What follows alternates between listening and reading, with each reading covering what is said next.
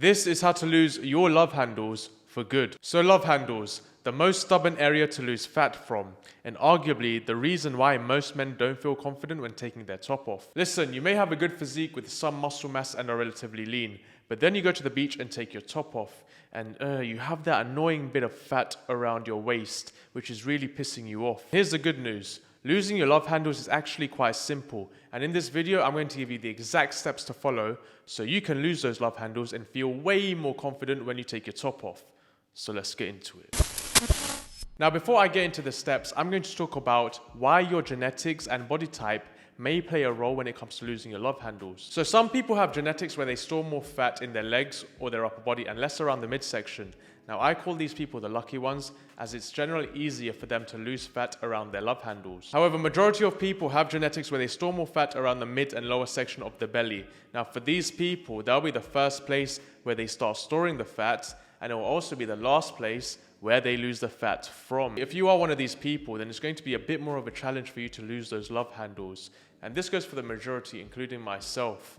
I start to store fat first on my love handles, and it's also where I lose the fat last, which sucks. And unfortunately, you can't spot reduce fat, so you can't ask your body to start reducing the fat from your love handles first and then reduce the fat from your legs or your back. It doesn't work like that. Your genetics will determine where you lose the fat from first and where you will lose it from last. Now, this is just to give you an idea of why it may be more difficult for you to lose those love handles compared to somebody else. Don't get discouraged. Just understand that where you store more fat will be different from someone else. You may just need to work a little bit harder for a little bit longer to remove the fat around your waist. So the first step to removing your love handles is dialing down your nutrition. Before I get into that though, I'm going to talk about why you have love handles in the first place and how you got them.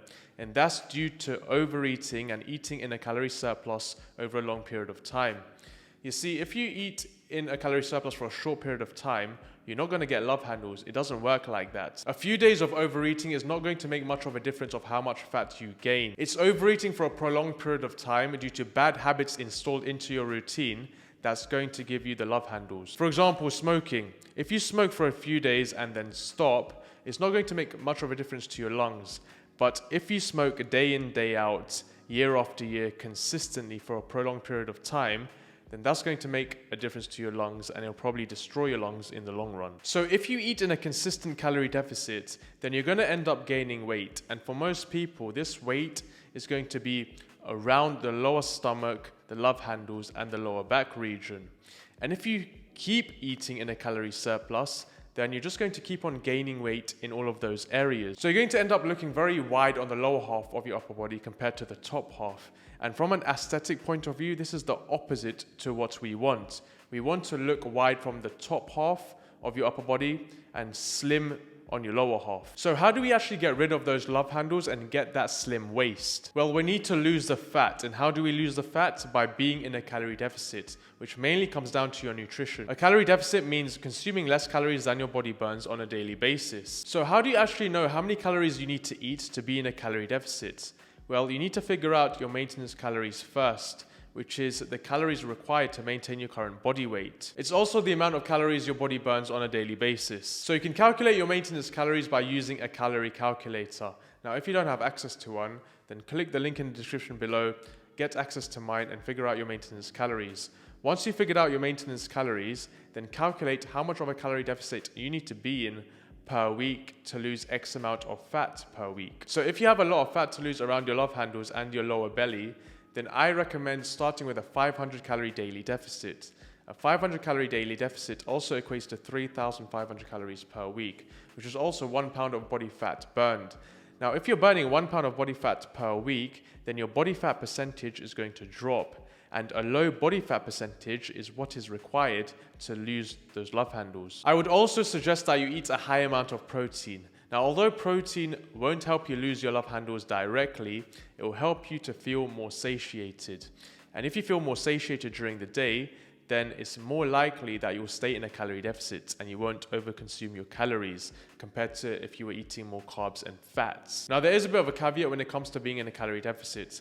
A calorie deficit will help you to lose fat, yes, but it will not get rid of those love handles right away. If you have fat to lose around your face, your arms, your legs, your back, then generally the fat around those areas will be the first to go. Love handles are almost always the last place that you will lose fat from. So it's going to take some time in being in a calorie deficit for them to go. And that's why it's vital that you don't become too aggressive with your calorie deficit. Stick to a calorie deficit that's going to be sustainable for you in the long run. I recommend not to go below a 1000 calorie deficit because you'll be out of energy all day and you'll just feel like Remember, losing your love handles is a marathon, not a sprint, so take your time. If you go on a crash diet, then you won't be able to sustain it long enough to lose those love handles. The issue in this day and age is that everyone wants things immediately. Everyone wants quick results, and they will do whatever it takes to get those quick results. But going down this path is not going to be good for the long run. And this definitely also applies to fat loss. Many people reduce their calories so much just to lose the weight. But if you're eating such a low amount of calories on a daily basis, then number one, you're going to lose muscle mass, your metabolism will slow down so much, and you'll end up gaining fat instead of losing fat. You'll just start to feel like all of the side effects are definitely not worth it, and there's more of a chance that you'll end up rebounding with your weight because the diet is just unsustainable. So do yourself a favor and stick to a sustainable approach where you're not starving yourself, but you're still in a calorie deficit that allows you to lose fat at a consistent rate every single week. So the next steps I'm going to go through are definitely going to help you to lose those love handles. But remember, there is no rush. Take your time. It took you years to get those love handles, so they're not going to disappear overnight. So step number 2 is to resistance train. Now, resistance training has 2 major benefits. Firstly, it helps you to build a good shape and preserve muscle mass. If you're in a calorie deficit and you're not resistance training, then it's more likely you're going to end up losing muscle mass as well as fat. But if you're in a calorie deficit and you are resistance training in conjunction, then you're going to end up losing fat and preserving your muscle mass. You see, you still want to look good after you've lost the fat. You don't look like someone who hasn't resistance trained at all because you'll end up looking scrawny and flat. You'll have no shape to you and it won't look good. Now, resistance training will also give you the illusion of having a slimmer waist.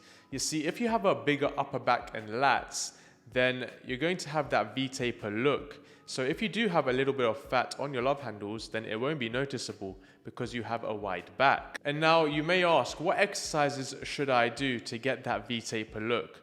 So you want to work on your lats and your side delts because those are the 2 muscles that's going to give you a wide look and give you that illusion of having a slimmer waist. Now you can do exercises for the side delts such as lateral raises, all sorts of different variations using the dumbbells and the cables. And for lats, I recommend doing pull downs with different grips and different variations. So you have underhand, overhand, you also have a 45-degree pull down, and you also have pull-ups. So how many days per week do you need to train to build the amount of muscle you want to build? Well, first off, consistently resistance training every single week is going to build you more muscle than if you go intense 1 week, so you train 5 to 6 days, and you don't train the next week. Create a schedule for yourself that you can stick to week in, week out. And whether that be training 3 days a week or 6 days a week, even if you train 3 days a week, you'll still be able to build a solid amount of muscle, as long as you're stimulating the muscles enough through your intensity and your volume. So how much volume do you actually need to do? Well, research states that 3 to 6 hard sets taken to failure will stimulate and build muscle mass. So you don't need to train like a bodybuilder doing 20 plus sets if you don't have the time. Doing just 3 to 6 hard sets, taking every set to failure and training with 100% intensity will do the job. And if you're struggling to find a workout program that suits you, then I recommend downloading my free bulking and cutting guides in the description below. They also have workout programs attached to them as well, ranging from 3 to 6 times per week. Choose one of those programs that you can stick to on a weekly basis, and I guarantee you'll see good results in the next few months. So step 3 is to do more cardio. Now, cardio burns a lot more calories than resistance training. Resistance training can burn up to 5 calories per minute, but doing cardio can burn up to 10 calories per minute depending on your weight. And in an hour session, that can be up to 600 calories. And this is just doing moderate intensity cardio. Now, you don't have to do an hour of cardio every single day in the gym. Even just walking can burn more calories than a workout session. Doing 10,000 steps a day can burn 500 calories, and this is 1 hour and 40 minutes of walking. Now here are just a few easy ways that you can add walking into your routine. You can wake up early, go for a 20 to 30 minute walk. You can walk during your lunch break at work. You can walk in the evening after work or after dinner. You can also walk back and forth from the gym, back and forth from the grocery store. There are so many ways in which you can add walking into your routine. So to lose fat in a sustainable way, then I recommend to create a calorie deficit from food, but also to burn more calories by doing more cardio. Now you may be thinking, why do I need to do cardio? Can't I just decrease my food intake? So as I explained before, you may need to be in an aggressive calorie deficit if you want to lose the amount of fat that you want to lose. Then you run the risk of losing muscle mass as well. So a good idea would be to create a small calorie deficit from food and add in more cardio into your routine so you can still lose the amount of fat that you want to without risking losing muscle mass. Now, if you're someone who has a bit of a manual labor job, so say someone who's moving furniture or an engineer or even a personal trainer, someone who's burning a hell of a lot of calories already during the day, then you don't need to worry about this so much because you're already burning calories. But for people who are very sedentary, who don't move around a lot all day, then a good idea would be to start increasing your cardio by either doing more steps or just using the cardio machines at the gym. You see, most people who have a sedentary job will not be burning that many calories during the day. So they would need to be in a larger calorie deficit from food if they want to lose a certain amount of fat. And being in that larger calorie deficit, again, you run the risk of losing muscle mass, you will have a lack of energy, your performance will be so there'll be a lot of side effects to being in such an aggressive calorie deficit. You'll basically need to starve yourself, and this will not be a sustainable way to lose fat in the long run. So not including steps, but here's a very simple cardio routine that you can add into your program. So I recommend to start with 2 low intensity steady state cardio sessions per week, both 30 minutes in length. For example, low intensity cycling or my favorite, incline walking. Now these forms of cardio are going to help you burn a hell of a lot of calories without doing too much work. And I would suggest to progress these forms of cardio every few weeks, either by duration or by the amount of sessions that you do, so that you can carry on losing fat on a weekly basis. I also suggest to stay away from things like HIIT cardio or any form of high intensity cardio that's going to be impactful on your joints, because doing these forms of cardio are just going to destroy your joints and drain your energy, which is the last thing that we want when we're in a calorie deficit. With steps, you want to start with around 4,000 to 6,000 steps per day. And as the weeks go by, you want to increase your steps by 1,000 or 2,000 until you reach a maximum of 10,000 steps per day. At this point, you'll be burning heaps of fat through cardio, steps, and creating a calorie deficit from your food. So step number 4 is why it's important to keep progressing with your cardio, your steps, and your calories. So as you become lighter, your body burns less calories throughout the day, meaning that the amount of calories that your body requires to maintain its current weight will drop as well. So firstly is that you will have less mass on you. And secondly is that your body will try and preserve as much energy as possible. So subconsciously, you'll be fidgeting less and you'll be moving less, and therefore you'll be burning less calories throughout the day. So even though you started off with a certain calorie deficit from food and burning calories from doing cardio, there'll come a point where you'll hit a plateau. Your maintenance will drop until you are back to consuming the same amount of calories as you burn. And that's why it's vital to keep decreasing your calories slowly every few weeks and to keep increasing your cardio slowly every few weeks to avoid that stagnation. You see, even if you do everything from step 3 perfectly and consistently, there will reach a point where those things will no longer work for you because your body has reached a new level of maintenance. So you need to keep adjusting the variables as the weeks go by. You will see this happen if you have reached a point of stagnation with your weight for a few weeks. You are no longer losing weight and losing any fat. And once this happens, then it's time for you to adjust some of the variables. Also, it's important to note that you don't want to change all the variables all at once when you hit a stagnation. You want to change one at a time. So when you do hit a stagnation, you can either reduce the calories from food if you don't mind eating a little bit less by say 100 or 200. That will do the trick in getting you to a new low weight into that next level. Or you can increase your cardio by doing an extra cardio session or by doing an extra 1,000 steps. This will also help you to get to a new low weight and break out of that plateau. Remember, the point is to not reduce your calories so much that you starve yourself, and to not do so much cardio that you're burning yourself out. You still want to have room to decrease your calories from food if you need to, or to increase cardio once you reach the level where you only have a little bit of fat to lose from your love handles. And finally, step 5 is that you have to become super lean and get down to a very low body fat percentage if you want to lose your love handles. The main problem is that if you want to completely lose your love handles, then you need to get down to a very low body fat percentage and stay there. And this could be between 6 to 10%. This means that you need to be eating in a calorie deficit for a very long period of time.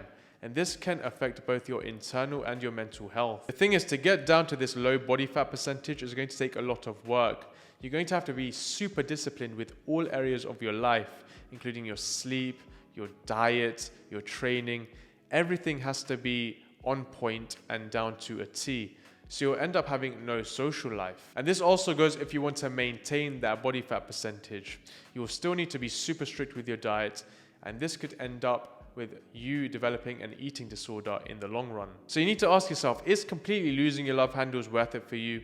Are you willing to sacrifice some of the things in your life that you may have enjoyed previously just to lose a little bit of fat around your sides? Or would it be more sustainable for you if you maintained at around 12 to 15% body fat, where you still look relatively lean, but you may have just a little bit of fat around your sides? But that way, you don't need to give up your social life. You don't need to be super strict with yourself and completely destroy your mental health. You'll still be able to enjoy life, but you'll just be a little bit less lean. The choice is yours. But Neil, what about all of these guys on social media that are shredded and jacked at the same time? Well, some of them are just freaks with elite level genetics, but majority of them are using performance enhancing drugs. So basically steroids. And this allows them to maintain a very low body fat percentage as well as being jacked. Now, just to be clear, I'm not promoting steroids. In fact, I'm completely against them, and to stay as natural as long as you can, until your natural testosterone starts to decrease with age, or you have a certain medical condition where you have low testosterone. If that's the case, then I would suggest to consult a doctor. So guys, that's the video on how to completely lose your love handles. It's relatively simple, but I suggest to ask yourself, is it really worth it for you in the long run? If it isn't, then I just recommend to stay in the 12 to 15% body fat range, where you'll still be lean, but you may have just a little bit of fat around your sides, but it's fine, you'll still have a great physique. And if you enjoyed the video and found it helpful, then do me a favor and smash the like button. And if you're new to the channel and you like my content, then do me another favor and hit that subscribe button and turn on the bell notifications, because I'm going to be releasing 2 new videos every single week just like this, and you don't want to miss them. And if you want to know how to get from 20% to 10% body fat in just 16 weeks, then I recommend watching this video next. And remember, stay natty, stay clean, and peace.